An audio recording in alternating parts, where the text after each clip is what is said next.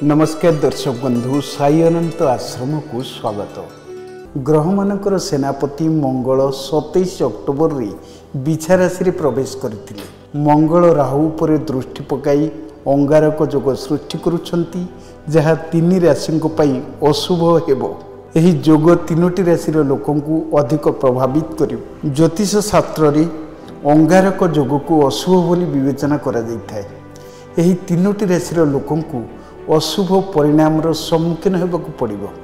यही अंगारक जोग डिसेम्बर 7 तारिख पर्यंत रहिबो। से पर्यंत यही तीनोटी राशि को सतर्क रहिबाक पड़ो। यही राशि विषय रे जानतु। प्रथम रही कर्कट राशि। मंगल एवं राहु द्वारा गठित अंगारक जोग हेतु कर्कट राशि लोक माने अशुभ परिणाम सम्मुखीन हेबे। आपणक वाणी आपणक कार्य रे बाधा सृष्टि करिपारे। तेणु आपणक वाणी को नियंत्रण करंतु। कौनसी जुक्ति तर्करू दूरे रुहंतु। कौनसी निष्पत्ति नेबार शीघ्र हुअंतु नहीं। सतर्कतार सहित विचार करिबा परे ही जेकोसी पदक्षेप नियंतु। मकर राशि। मकर राशि लोक माने कष्टकर समय सम्मुखीन होउछंती।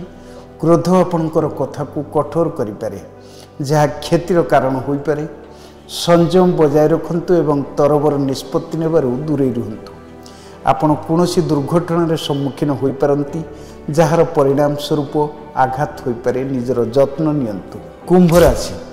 कुंभ राशि जात व्यक्ति अंगारक जोग अनुकूल हेबो नहीं। यह समस्या सृष्टि करिपारे। क्यारियर रे चैलेंज आसीपारे। आपण आर्थिक असुविधार सम्मुखीन हो पारती।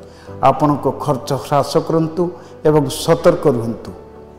धन्यवाद। तमें पुओ को नहीं बाबा पाख आसला परे आपनकर कोन परिवर्तन हेछि? पुओर जो गोड़ हाथ फाटुला तार भी कोन परिवर्तन हेछि? हाँ मो एमती जड़े सांग पिला शुणिकी आप आसी किंतु आसला मो पु दीर्घ 7 वर्ष है जो कष्टा भोगुला मोर हृदबोध हो 7 दिन गला भाया लगे।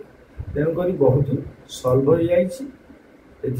बाबा को कोटि कोटि प्रणाम। आ महावीरी पंचमुखी महावीर हनुमान को मो स्वामी जहाँ कहले मुझे से कहना चाहूँगी। तथा मोर अलग अनुभूति बाबा कहले मेडिटेशन करने आम 4 खाली मेडिटेशन कलापर काली कर मेडिटेशन मो निजे महावीर आसिक छुई पेटू देवी आ मुझे कष्ट पाई मो पुओ एमती कि बर्तमान अनुभव करुँच मो पुओ भविष्य संपूर्ण भल।